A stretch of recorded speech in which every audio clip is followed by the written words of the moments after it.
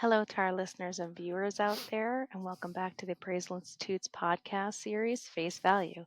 I'm Tonia Vailas. Hi, Tonia, and I'm Warren Boizot. Today we'll be discussing the Appraiser Diversity Initiative. From here on out, we're just going to go with ADI for short, if that's okay with everyone, and bringing on participants who have completed the program to share their experiences, advice, and more. We'll also be talking about the new William S. Harps DEI Award. As always, thanks for joining us. With us today is Brent Quashie, Elana Wroten, and Smedmore Bernard, who's an MAI. Welcome to the show, everyone. Could you tell our audience a little bit about yourselves? Brent, how about you start us off? Well, thanks for having me. I'm a registered trainee appraiser from the Tampa Bay Sarasota market. I graduated the ADI program in September of 2002, and I'm a practicing affiliate at the Appraisal Institute. I'm a Marine Corps veteran. I served in the intelligence field, and my degree is in intelligence studies. After leaving the Marine Corps, I started a drone service business providing aerial mapping and site documentation for construction projects.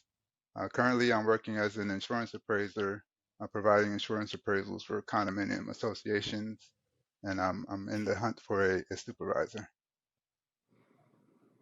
Excellent. Thanks, Brent. And Elana, how about you? Hey, thanks, Warren. I'm happy to be here. So I've been in the field for about 3 years. I completed the ADI program, I would say in May, and have been working for a mortgage company since then, since the beginning of June as a trainee in the Chicagoland market. Well, thank you, Elana and Brent, for joining us. And Brent, I'd like to thank you for your service. Smed, you're up.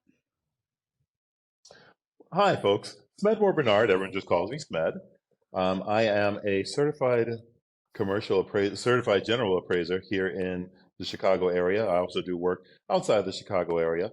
I am an MAI, as Tonia had mentioned earlier, and I also serve on the board of directors for the Appraisal Institute, representing Region 3, but also representing every member of the Appraisal Institute. Well, thank you all for your introductions, and let's get started. Now, a commercial from LIA. LIA is the longest-running appraiser E&O program in the U.S., ensuring appraisers for over 40 years. Endorsed by AI since 1991 for providing high-quality professional liability insurance coverage at reasonable cost.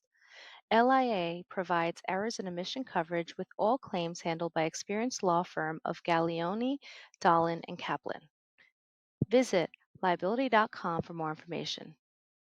For those of you who don't know, the ADI program is a collaboration with the Appraisal Institute, Fannie Mae, Freddie Mac, and the National Urban League that's designed to attract new entrants to the appraisal field while fostering diversity in the profession. There's more information available on the Appraisal Institute's website. Brent, Elana, seeing as you're both successfully completed the ADI program, we'd like to hear your perspectives. Brent, let's start with you. ADI program. Well, the program itself is a self-paced program. You have about 2 months to complete each of the first classes, 6 months to complete the entire program. But I finished the program in about 2 months. Great. And when did you take it? This was in August. I started the program August of 2022, and I finished up in September. Wow, that's quick. And Brent, I'm curious, with your military background and specifically what you did in the Marine Corps, do you feel like you found appraisal or did appraisal find you? You know what I mean? Yeah, I think it was a little bit of both. Okay.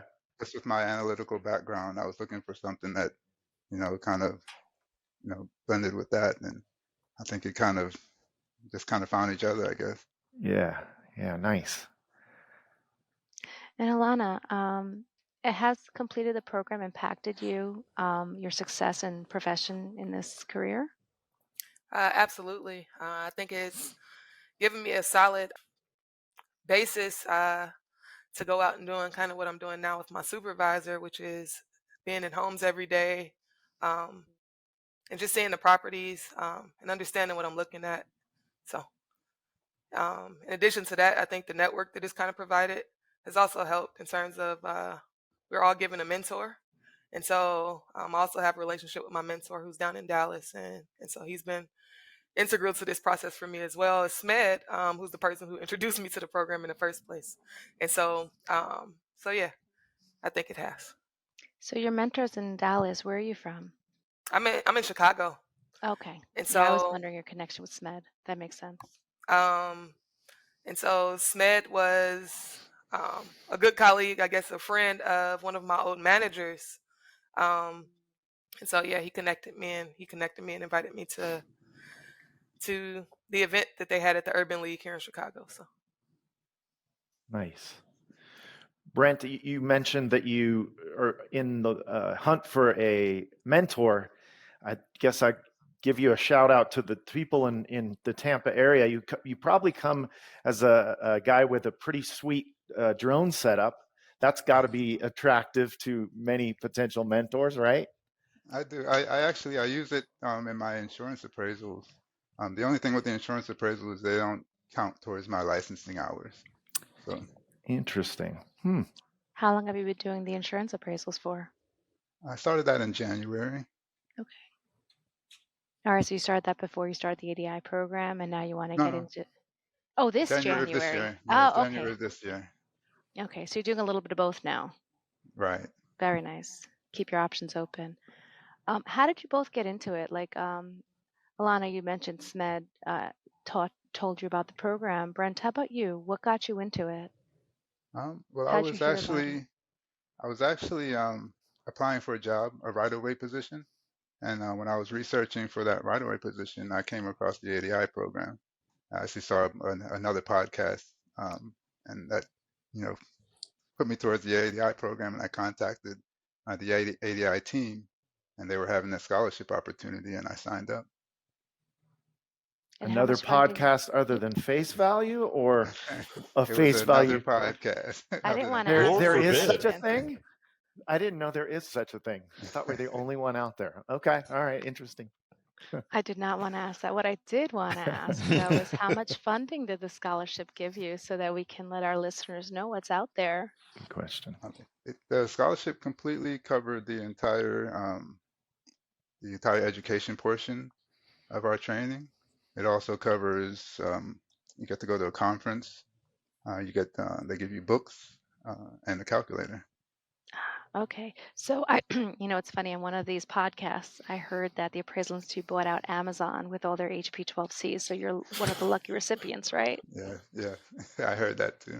What about advice? Since you guys have been both through the program, any advice to anyone that might be interested in enrolling in the program? Elana, how about you? to do it. Yeah, there you go. I think that it's impactful. One, just seeing all the people that are here to support us through this program, and then all the companies that support it as well. So, and the other piece of advice I would have is that, if possible, is to take your classes in person. I think that it's also a value add in being in person, sitting and getting the perspective of your teachers and people who have been in the field. I think that was pretty integral to me to completing this as quickly as Brent did as well. So, What kind of classes did you take? Like, how many do you have to take to complete the program? so it's all of your qualifying education courses. So that first use PEP class, and then procedures and principles and procedures, and then what's the other class? I think it's the fourth. Residential sales, Residential sales, I and believe. income Yeah. approach. Okay, And also, so if I can interject, didn't you also have an Please. opportunity to get calculator skills? Yeah, because Yes. right. Yeah, so during we have monthly meetings, and we also have meetings in between those, and they have classes on how to use the financial calculator. the monthly meeting are for the scholarship recipients? Yes. Yes. Oh, so you guys build a network internally, whoever We wins the do. scholarships? We do. Tell us a little bit about the monthly meetings that you have with your scholarship recipients, your network. Well, once a month, they usually bring on speakers that are in the industry or past ADI graduates to tell us about what's going on or their experiences and their journey on getting their license. And so I do enjoy those because we get to listen to people from different practice areas. Um, and so within this niche of a field, there's so many niches as well. So yeah, I do enjoy those. Yeah, I think it's interesting that Elana earlier mentioned that she likes to take classes in person. I'm kind of the same way, and I know people are different learners. But the great thing about Appraisal Institute education is the course instructor is always a peer as well, in the sense that I would imagine across the board, our instructors are always, in the same field as you are. It's not like it's this professor that used to do it years ago. They're working, their boots on the ground now, and that's, I think, a little different, and people might not realize that you're taking a class from someone, maybe Brent in the Tampa area, that can help you out with finding that mentor, something like that. Yeah. Yeah, I love in-person classes. I am Yeah. one that, I guess I'm older generation, I can say, but things online, you just get distracted. And you go ahead, Smed. And it's a very interesting point. Now, wait, the fact that the distraction, this is a contact sport. I hate to say it that way, but in order to Wait, be can an you tell appraiser, the audience, hold on, before you get into it, can you tell the audience what sports you do play and have played in your past life? I am a former junior Jamaican sprint track cyclist. I also was a competitive swimmer. I would say I play ball, but I had the physicality. I didn't have the mentality for it. But regardless, the biggest thing that you can do in terms as a member of the Appraisal Institute, going through this and growing to becoming an appraiser, is to show up. And when you come to these classes, you actually not only learn the academics, but you also learn the language. And what I mean by the language, it's just simply how to speak it in a casual way. There's when you learn a new language, you learn the academic way, and then you learn conversationally. And now you get an opportunity when you go to these classes or you go to meetings, the conversation of being a professional appraiser. Yeah, I love that because I guess I'm a little bit of an appraisal nerd, and it's fun to hear other people use terms like cap rate and just internal rate of return, and you're like, I know what that Uplands. means. Uplands. Yes, Uplands. It's just stuff there's that a little, becomes intuitive. yeah. But then when you don't know certain terms, you have a network to ask. Like Warren didn't know what uplands were, and I probably didn't know much about, Tampa Bay and swamps or stuff like that. So we learn a lot, and it's amazing the network you get out of this.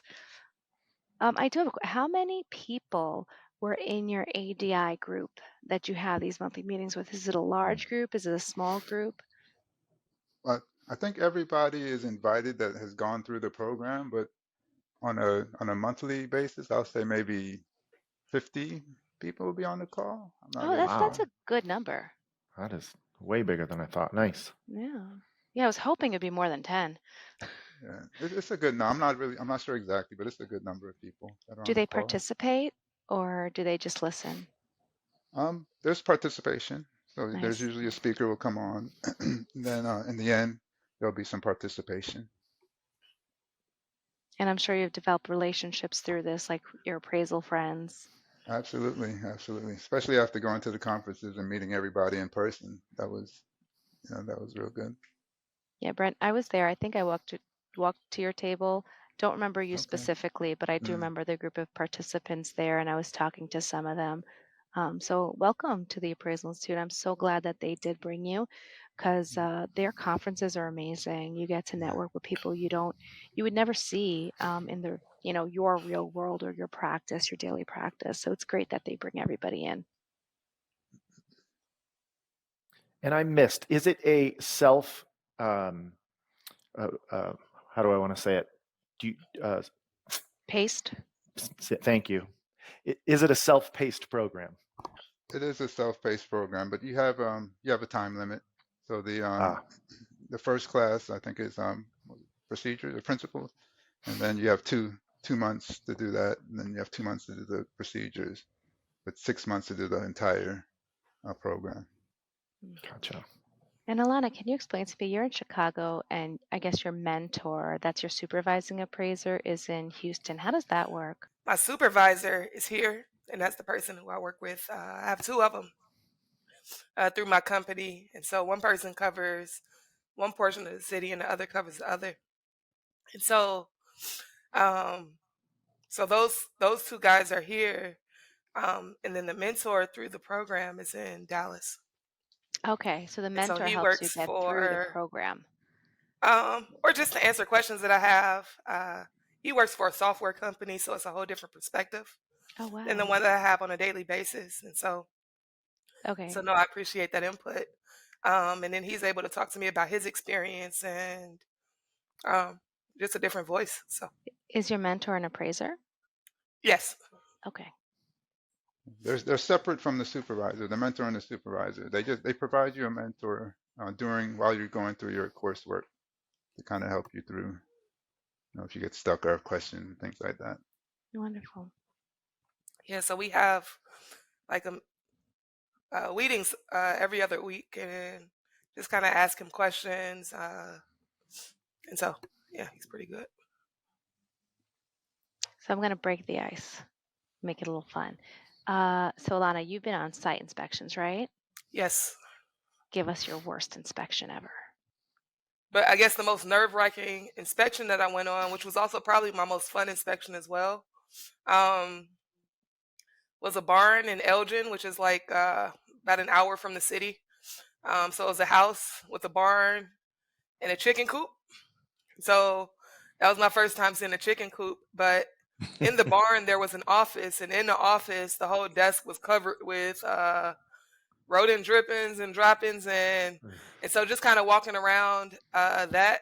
Thankfully, the main house was really nice, but just being in that space and hearing stuff around you and was a little nerve wracking. So In my furniture moving days, the scene that you just described with the desk is my first move I ever went on. It's like, oof, maybe this isn't for me. Wow. Wait, this is the first we've heard of your furniture moving days. Oh yeah. 8 years, United Van Lines. Wow. High school Are they through still college. in business?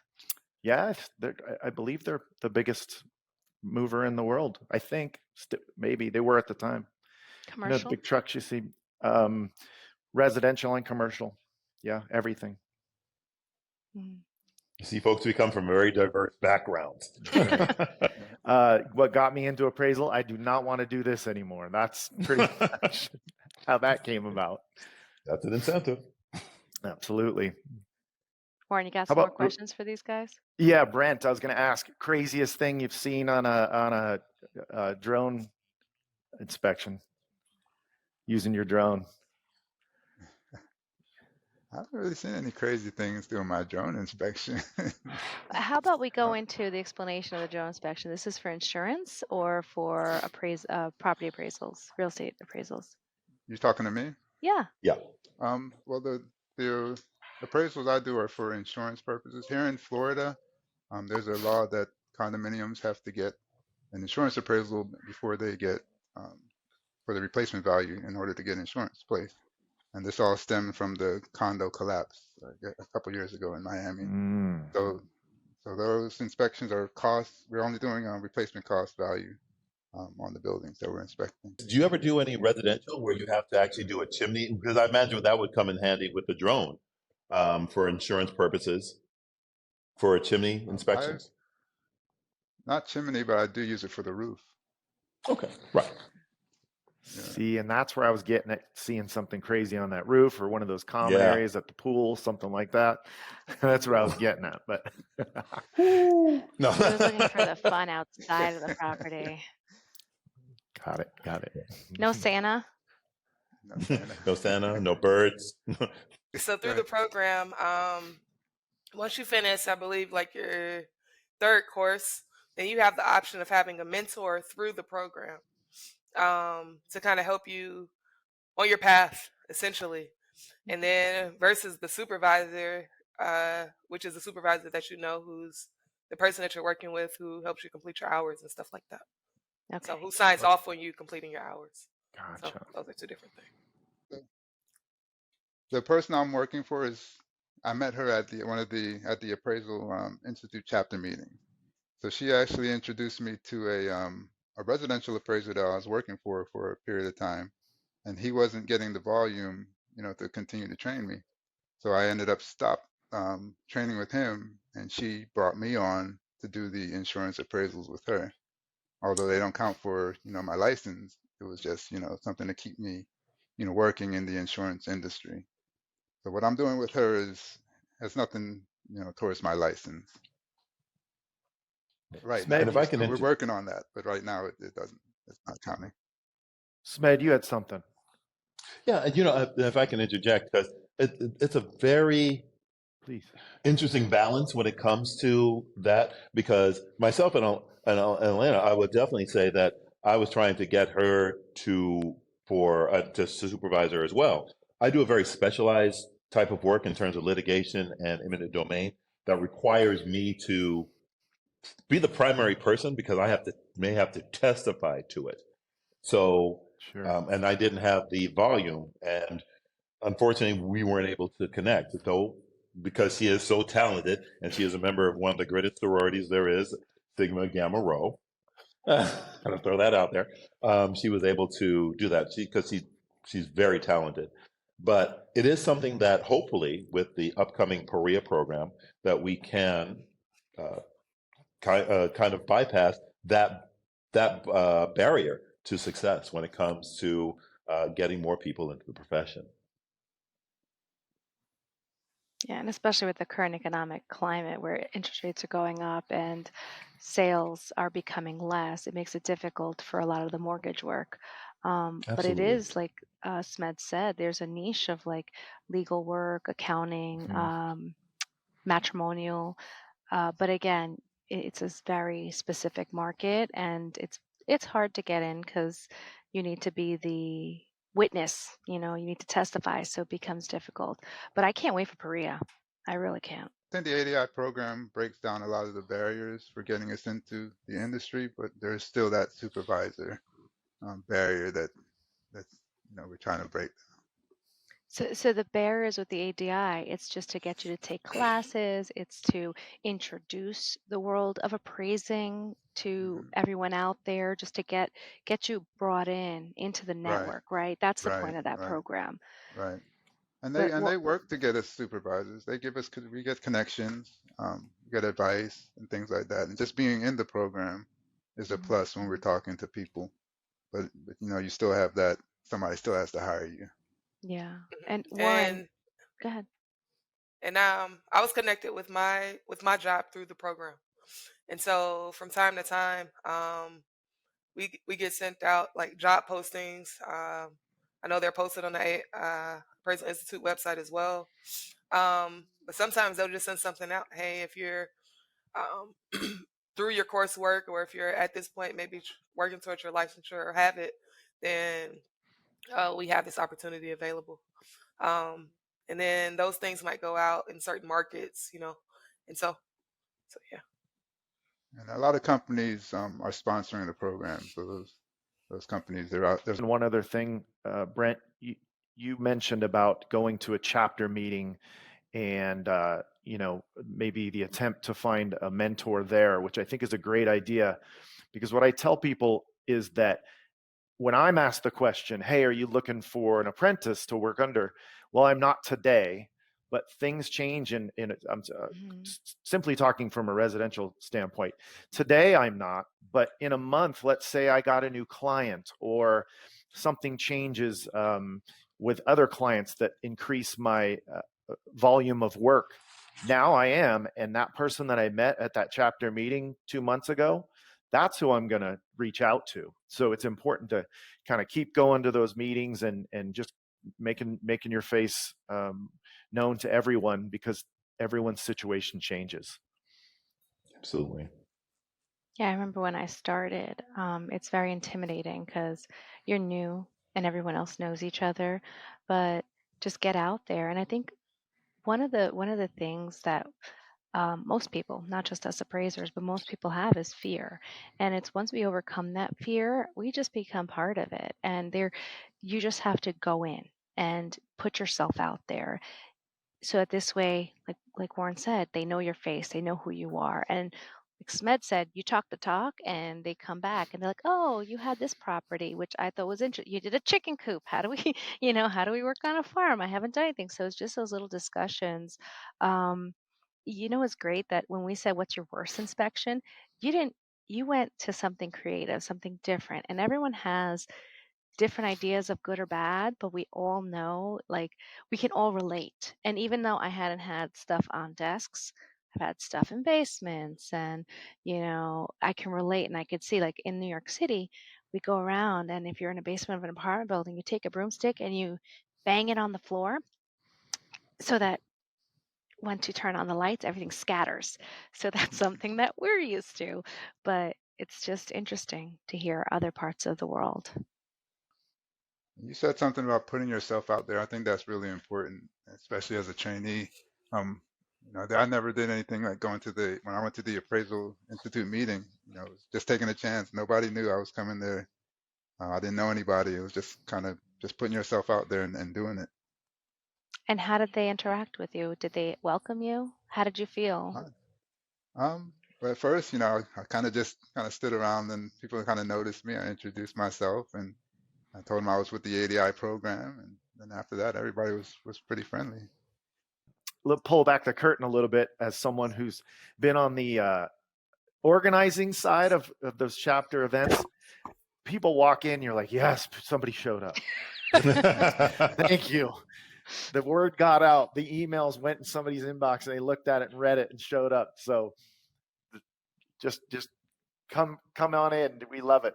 I can honestly tell you that when I first became an appraiser, almost in 20 years, I would have been when I first walked in. No one knew me. I didn't have an ADI program, I could say. And it's kind of like a fraternity. No one knows you.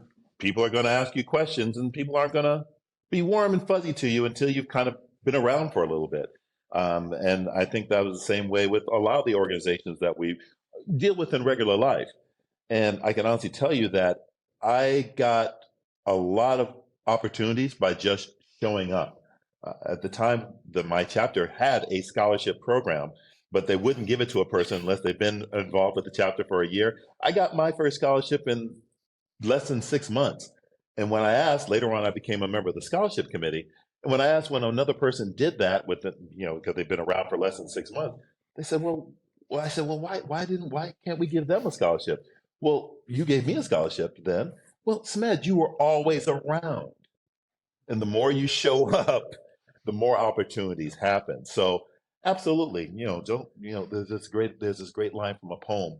When hope may seem futile and trouble you're beset, just remember you are facing what other men and women have met.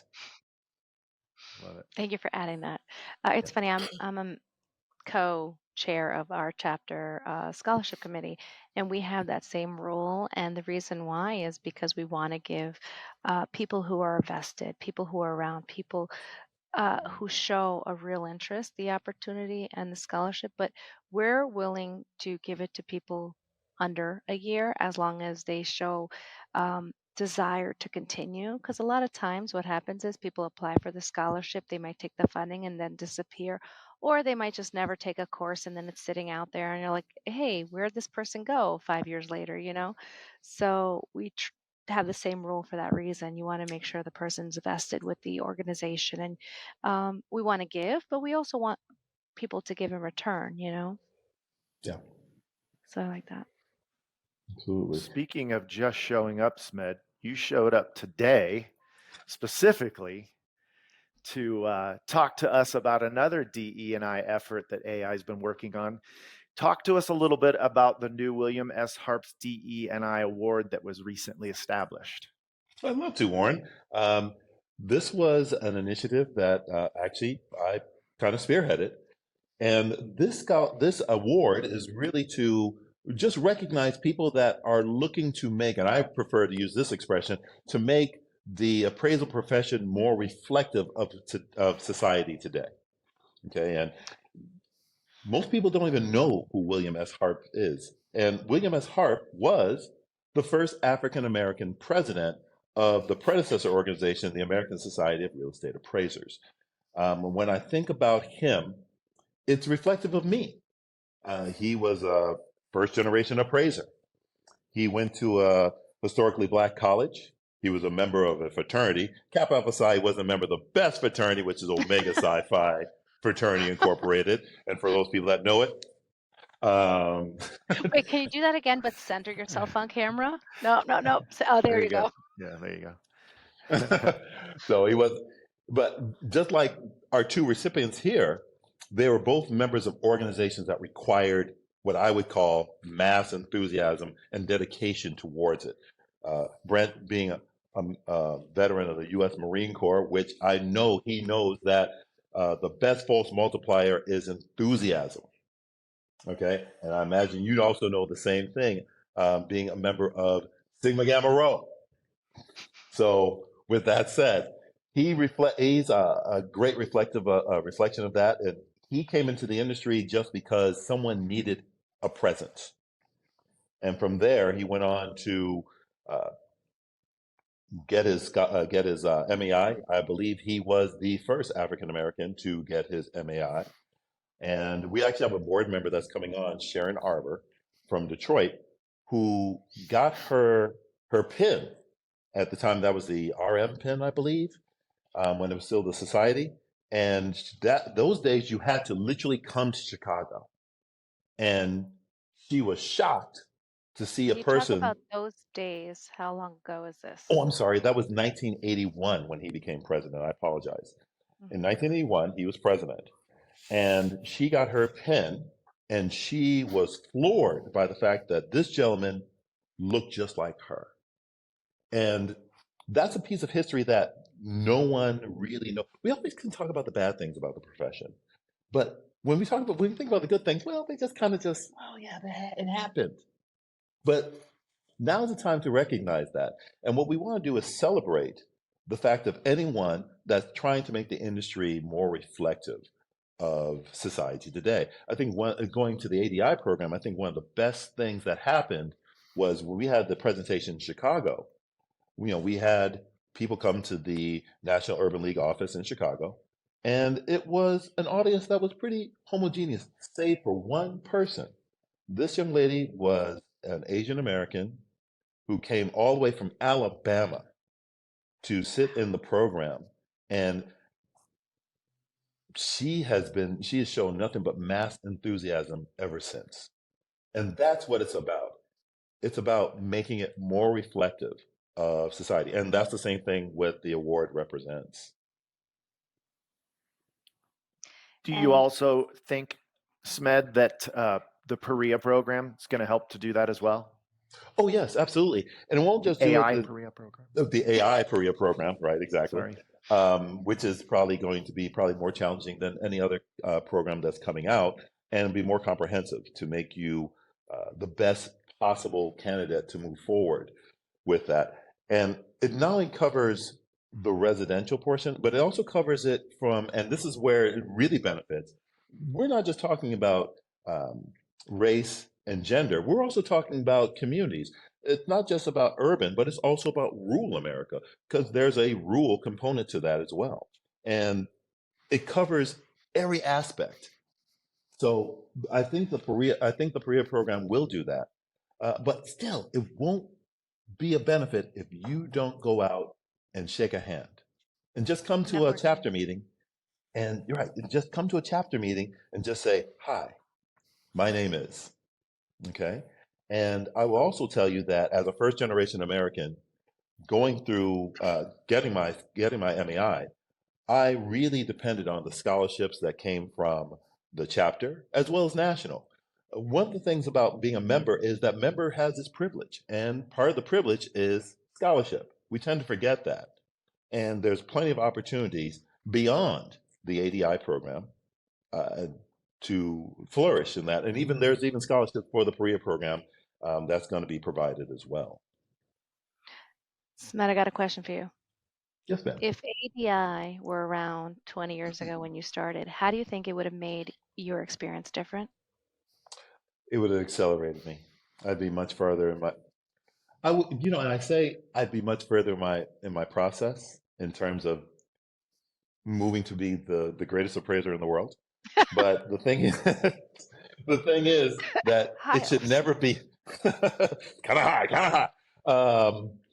But the thing is that you also should go into the aspect that you're always going to be learning. Um, if if I was to tell you that I'd be doing the work that I'm doing now, where I'm going from a house on the south side of Chicago to a commercial building in a suburb in another city, and also doing high voltage tension lines in Eastern Oregon, I would have said, stop lying. But the truth is that that's what I'm doing. I'm working on things in rural markets as well as urban markets here and abroad.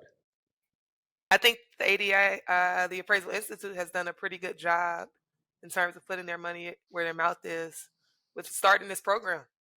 In addition to the support, I know we've met people from Fannie and Freddie, and people in the profession. So going forward, I hope that more people are able to take advantage of the program, and that as Smed says, that the profession starts to look a lot more like America. So I think it's an exciting time to come into the appraisal field. There's a lot of change going on, and I think the ADI program is preparing the ADI students to come into the industry at this time of change. So I'll say what I said just a few moments ago. Confidence. I like the confidence I see here. Elana, you seem like such an amazing woman, and I hope that this ADI program has provided you with that confidence. And Brent, with your past vet experience, I know you had that confidence, and I'd love to see what you do here for our organization as well. 100% agree.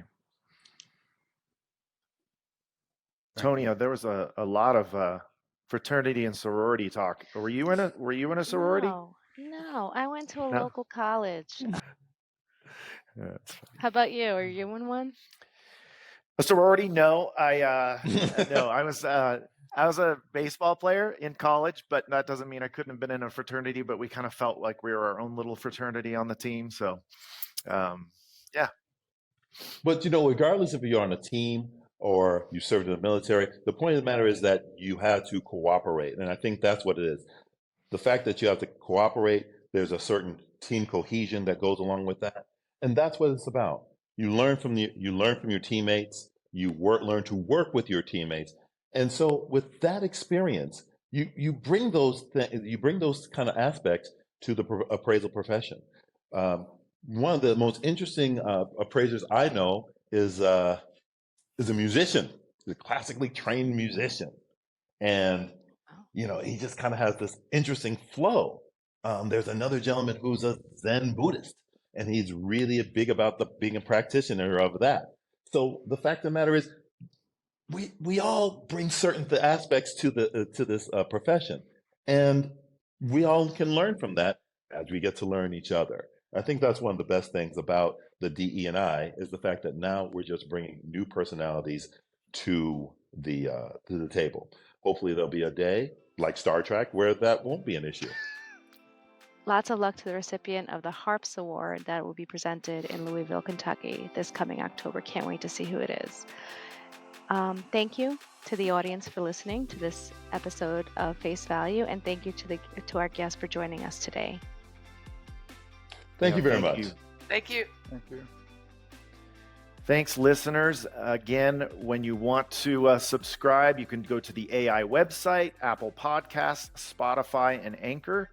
Always share the episodes so that everybody can be encouraged to listen. And we'll see you guys all next month on our next episode.